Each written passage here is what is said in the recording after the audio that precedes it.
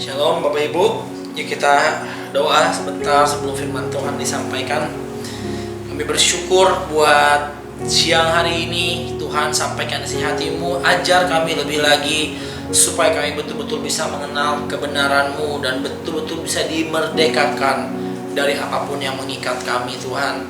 Di dalam nama Tuhan Yesus, biarlah yang keluar dari lidah dan bibir hamba-Mu ini betul-betul firman-Mu yang murni, sehingga setiap kami diubahkan dan mengenal Tuhan lebih lagi. Bekerja lewat setiap kelemahan manusia, Tuhan, dan juga setiap peralatan yang kami pakai, tetap salurkan sesuatu yang ilahi di tengah-tengah kami. Dalam nama Yesus kami berdoa. Amin. Ulang sedikit, lihat ya, Wahyu pasal 13. Oke. Apapun pengertian kita tentang meterai, cap, 666 dan antikris, saudara, ayat ini relevan untuk kita pelajari sehingga kita bisa melihat apa yang terjadi nanti di masa yang akan datang. Oke. Syukur-syukur kata orang, udah zaman akhir, udah putaran terakhir. Amin ya. Saya juga kalau bisa mau cepetan selesai. Siapa yang betah di dunia? Ada yang mau ke Las Vegas nanti kalau udah diangkat semua, saudara ya? Bisa menjadi milik Anda nanti ya. Wahyu pasal 13, oke. Ayat yang ke-16 dan 17, ulang sedikit sampai dengan yang ke-18. Oke, nanti kita akan baca ayat yang lain. Yuk silakan rekan saya bacakan. Wahyu 13 ayat yang ke-16. Dan ia menyebabkan sehingga kepada semua orang, kecil atau besar, kaya atau miskin, merdeka atau hamba, diberi tanda pada tangan kanannya atau pada dahinya.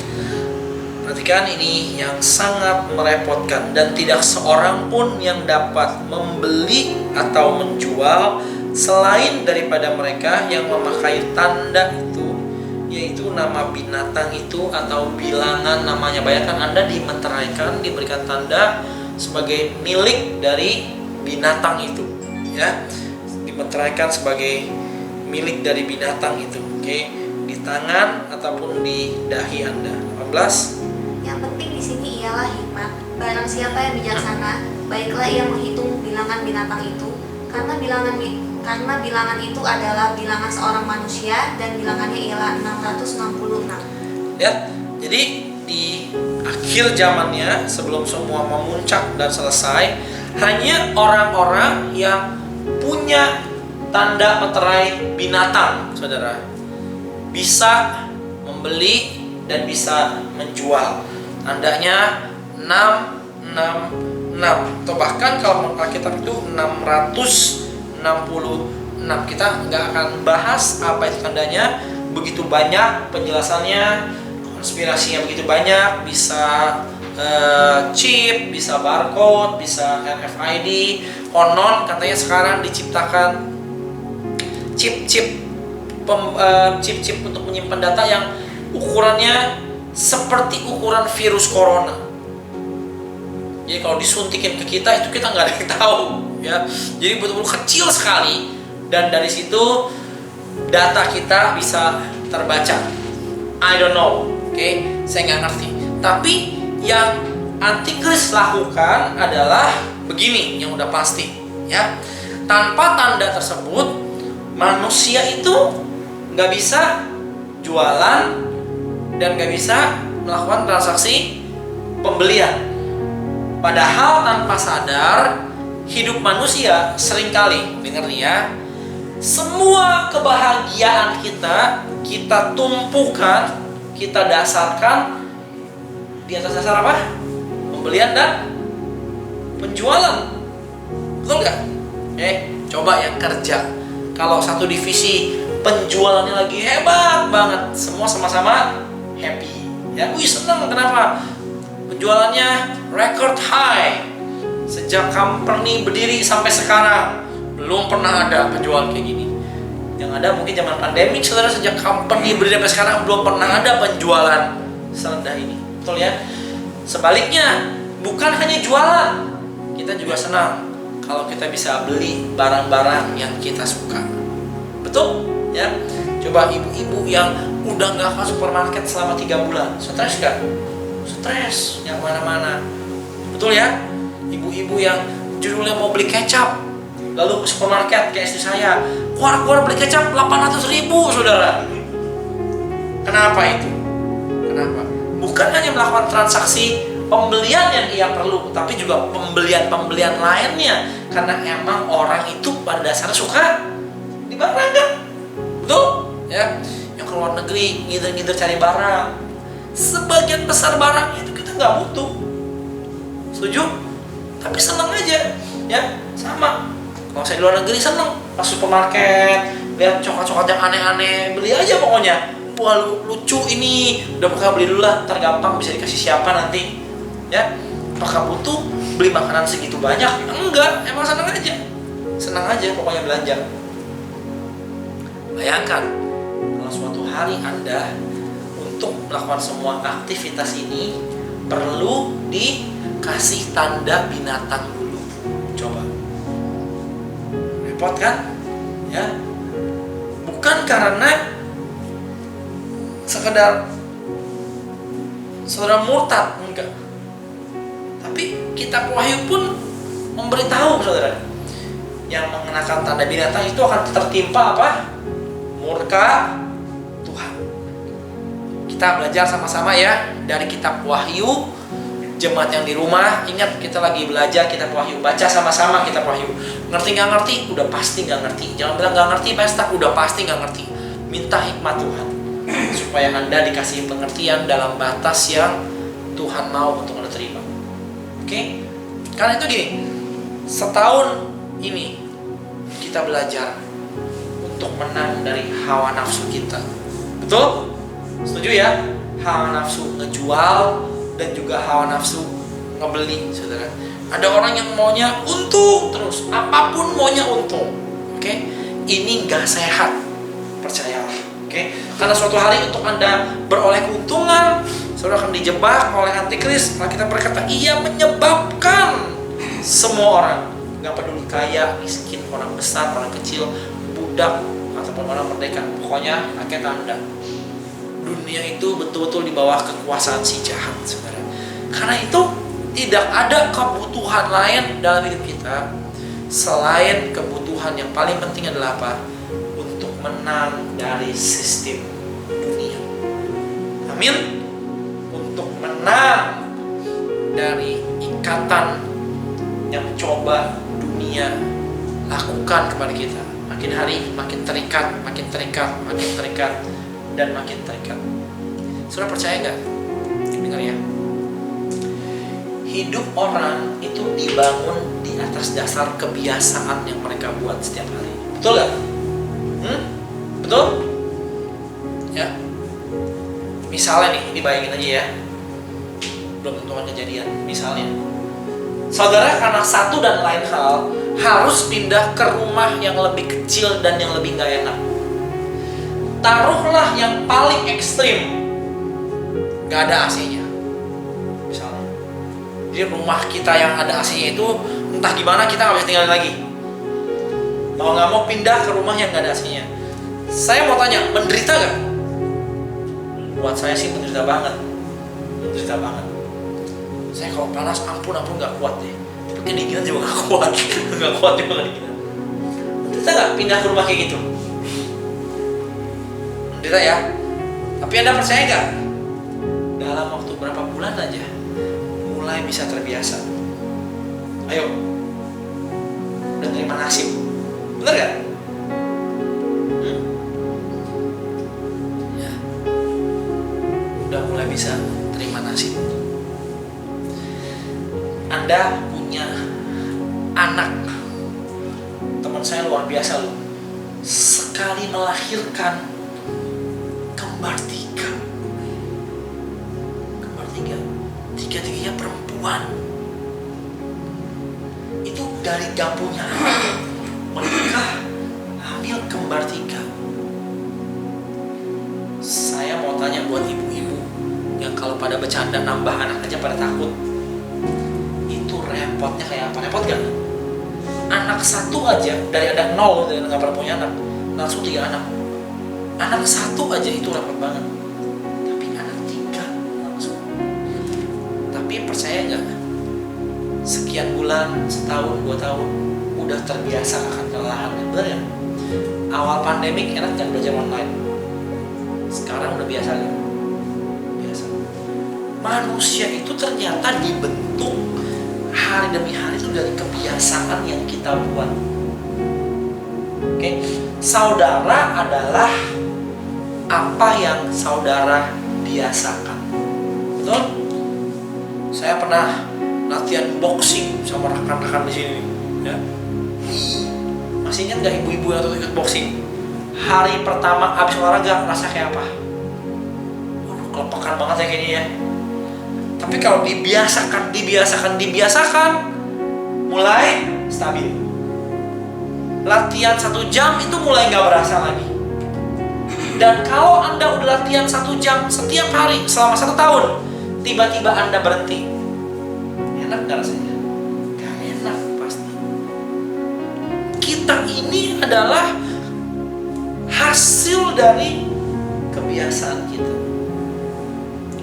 Kalau kita ngelihatnya terbiasa, maunya yang di atas terus, kita akan terbiasa mau hal-hal yang di atas. Kalau kita makanannya terbiasa yang asin terus, nanti sekali makan yang kurang asin sedikit, udah berasa lidah kita. Pasti. Saya seneng banget makan asin, sampai sakit ekstrim ya. Kadang-kadang makan restoran Padang aja bisa terasa kurang asin. Padahal itu kan terkenal banget kan, bumbunya semua rempah. Kenapa? Karena terbiasa. Tidak ada cara lain untuk kita menang. Dengar ya, semua lihat ke depan nih. Gak ada cara lain untuk kita menang dari sistem antikris kecuali mulai membiasakan diri kita dari sekarang. Bapak Ibu, gak ada cara lain. Kalau mau di akhir zaman Anda nanti bisa menang dan tidak terhisap lebih dalam dengan dunia, Anda mulai biasakan dari hari ini. Kuasai jual beli kita. Kuasai. Ketika penjualan gak bagus, kuasai diri Anda. Betul gak? Belajar jangan bete. Belajar tetap mengucap syukur. Belajar tetap terima apapun yang Tuhan percayakan. Kalau lagi bagus gimana Pak? Gampang. Belajar kuasai keinginan pembelian kita. Dengan cara apa? Gak ada cara lain. Belajar memberi kepada yang lain. Betul gak? Betul ya. Ternyata ketika saya baca, Rasul Paulus belajar hal yang sama. Lihat Filipi pasal yang keempat.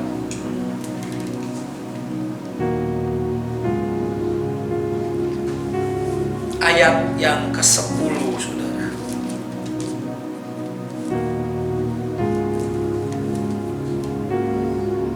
Filipi pasal 4 ayat yang ke-10 sampai dengan yang ke-12 nanti kita baca. Oke. Silakan. Filipi 4 ayat yang ke-10. Aku sangat bersuka cita dalam Tuhan bahwa akhirnya pikiranmu dan perasaanmu bertumbuh kembali untuk aku. Memang selalu ada perhatianmu, tetapi tidak ada kesempatan bagimu. Oke. Kenapa ayat ini ada? Karena jemaat Filipi ketika ayat ini ditulis baru saja memberikan persembahan kepada Paulus yang waktu itu dalam penjara. Mungkin entah itu kebutuhannya, bajunya, diberikan makanan, atau diberikan sedikit uang di penjara. Saya nggak tahu konkretnya apa. Tapi Paulus menulis ini, terima kasih atas pemberian jemaat. Kalau Anda punya Alkitab fisiknya, ya. Ayat 11, ya. Kukatakan ini, ya, dia senang, dia berterima kasih. Tapi begini lagi, dia ngomong hal ini bukan karena dia lagi dalam kekurangan dan merasa kurang. Jujur, saudara, orang yang di penjara itu harusnya kurang nggak? Kurang dong, kebebasannya kurang. Oke? Ya, ruang geraknya kurang. Mau makan apa Anda di penjara emang? Emang di penjara ada pasar malam, saudara? Setiap hari Jumat bisa keluar, betul nggak? Ya, istirahatnya kurang. mungkin diinterogasi, waktu pribadinya kurang, keuangan pasti kurang, kenyamanan pasti kurang.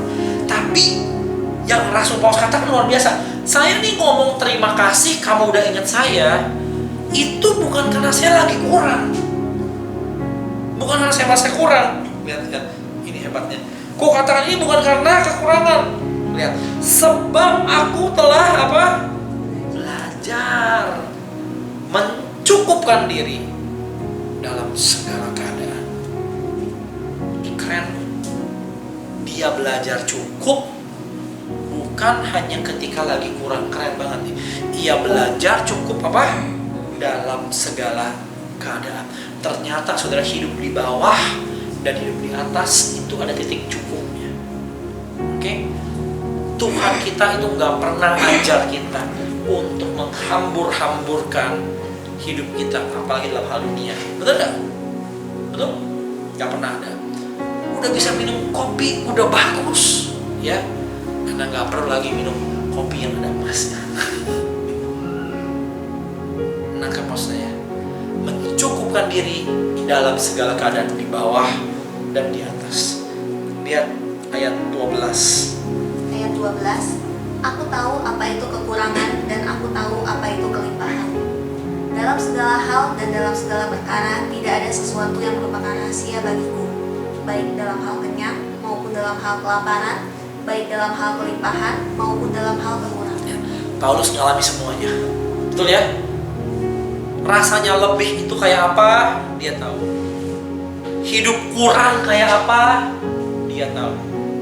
Dan dia bilang, gak ada yang rahasia. Aku tahu rasanya di bawah seperti apa dan di atas seperti apa. 13 berkata, segala perkara dapat kutanggung di dalam Dia yang memberi kekuatan kepadaku. Saudara, gak ada cara lain. Di masa-masa sekarang, apalagi Anda yang sedang secara ekstrim kurang ataupun secara ekstrim lagi lebih, dengar ya, gak ada cara lain. Sebagai gembala Anda, saya nasihatkan, belajar untuk mencukupkan diri saudara dalam segala keadaan. Amin.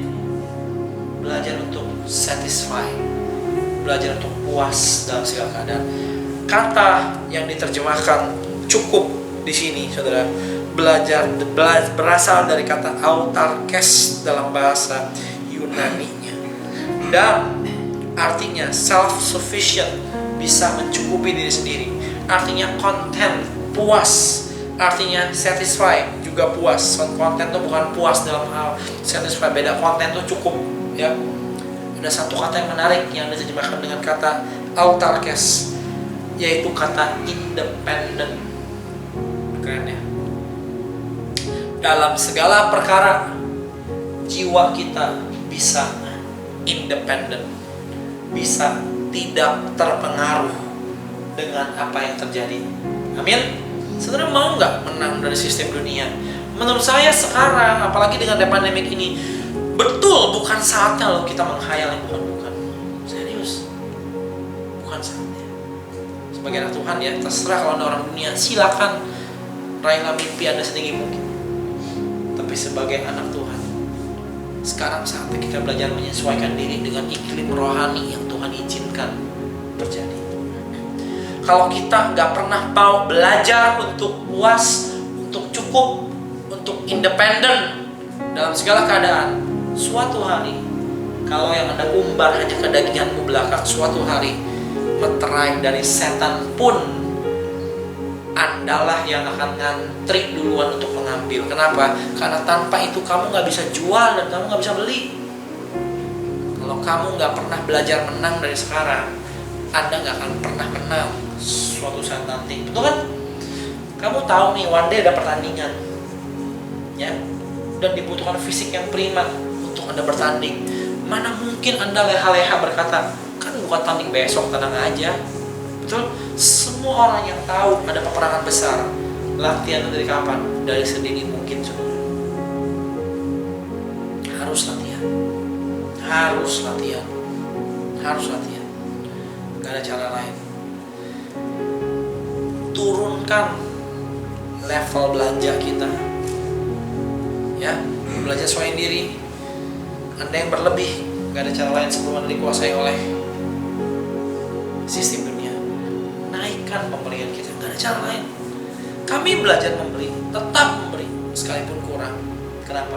Karena hidup dan mati kita ditentukan dari apa? Kebiasaan kita.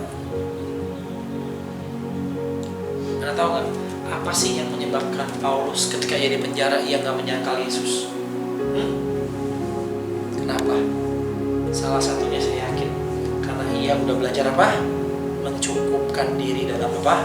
Segala keadaan. Betul gak? Kalau kemiskinan begitu mengganggu dia, penjara begitu mengganggu dia, saat itu dia pasti tidak kuat, ya kan? Nah, iya deh, saya orang Yahudi tulen, saya gak kenal Yesus. Biar cepat-cepat bisa dibalikin status sosialnya yang waktu itu amat luar biasa Paulus. Anda tahu Paulus bukan orang sembarangan?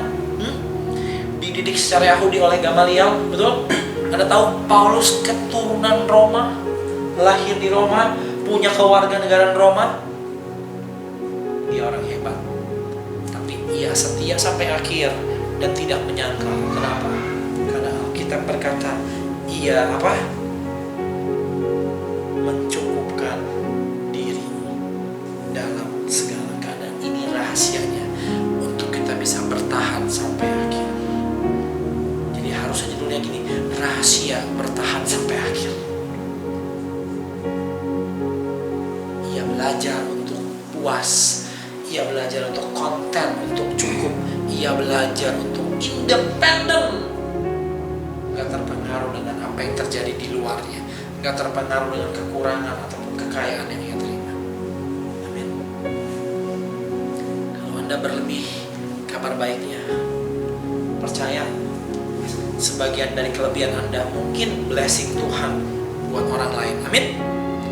Kalau Anda kurang, kabar baiknya, percaya saudara bisa menang dan tetap bisa bersyukur, bisa independen. Ya. Sampai hari ini Tuhan pelihara kami dengan luar biasa. Kami bisa memberi, kami bisa memberkati orang, kami bisa memberi orang yang di luar pulau bahkan. Oke? Ketika kami belajar tidak serta-merta apa yang dunia tawarkan Anda harus miliki, saudara. Amin. Ya. God bless you. Saya berdoa Anda mulai belajar. Mulai kapan? Mulai hari ini. Ya. Mulai belajar. Siapa yang berkata Tuhan, aku mau menang, aku mau cukup, aku mau tetap puas dan bisa iring Tuhan dalam segala keadaan. Mau katakan? Ya. Ada orang yang baru bokeh dikit langsung kepahitan sama Tuhan. Anda mau jadi orang kayak begitu? Hah? Mana enak saudara? Imannya murtad. Ntar ikut Tuhan lagi. Nanti murtad lagi. Ntar ikut Tuhan lagi. Gak stabil. Di zaman akhir tanpa tanda binatang, saudara gak bisa ngapa-ngapain. Ayo, tolong jangan siapkan diri Anda ya nerima tanda binatang. Gak apa-apa, nanti diampunin, ada kasih karunia. Loh, belum perang, belum apa, udah ngalah, udah nyerah. Yang perlu apa? Kekuatan kita. Amin. Latihan, pasti bisa. Tuhan tidak pernah berjanji apa? Bukannya langit selalu biru, itu lagunya Edward Chan, saudara. Tuhan tidak pernah berjanji Anda akan hidup nyaman terus di dunia. Betul gak? Bahkan maaf ya, Tuhan sepertinya menjanjikan penganiayaan. Betul kan? Boleh baca Alkitab, ngeri gak? Sepertinya Tuhan menjanjikan penganiayaan. Tapi yang pasti yang ia janjikan apa? Ia menyertai kita sampai akhir zaman. Oke? Ia ada bersama kita. Yuk, belajar cukup dengan apa yang kamu punya. Jangan naikkan lagi level pembelanjaan kita, saudara, level pembelian kita. Oke? Belajar cukup. Belajar cukup. Anda gak perlu utang untuk hal-hal yang gak jelas, saudara. Ya, maka malah kalau bisa minta anugerah supaya gak usah utang. Amin. Ya. Kalau Anda kurang, Anda belajar, Tuhan Kau memelihara saya. Kau memelihara saya, asal dan makanan dan pakaian cukuplah. Cukup. Kalau berlebih, saya bisa bagikan. Amin. Yuk, saya berdoa buat Anda. Tundukkan kepala kita. Sekali lagi yuk, taruh tangan kita di atas kepala kita masing-masing. Dalam nama Tuhan Yesus. Dalam nama Tuhan Yesus. Dalam nama Tuhan Yesus. Dalam nama Tuhan Yesus. Dalam nama Tuhan Yesus. Kepala ini Tuhan bisa dididik. Hati ini bisa dididik untuk berpikir cukup dalam segala keadaan. Bisa puas nerima apa yang Tuhan percayakan. Bukan saatnya sekarang menghayal yang bukan-bukan, yang jauh-jauh, apalagi sifatnya duniawi. Dalam nama Yesus, itu gak pernah terjadi Tuhan. Kepala ini Tuhan bisa dididik untuk puas, hidup cukup, hidup independen, tidak terpengaruh keadaan di luar kami, baik itu di atas maupun di bawah. Dan hati kami tetap didapati berkenan sampai akhir Bapa. Kami hari ini sama-sama mau belajar mencukupkan diri dalam segala keadaan. Belajar mencukupkan diri dalam segala keadaan. Terima kasih Tuhan. Dalam nama Yesus kami berdoa. Amin. Bapak Ibu, mulai dari hari ini latihan, belajar supaya suatu hari meterai setan luput dari tangan dan kepala kita. God bless you. Amin.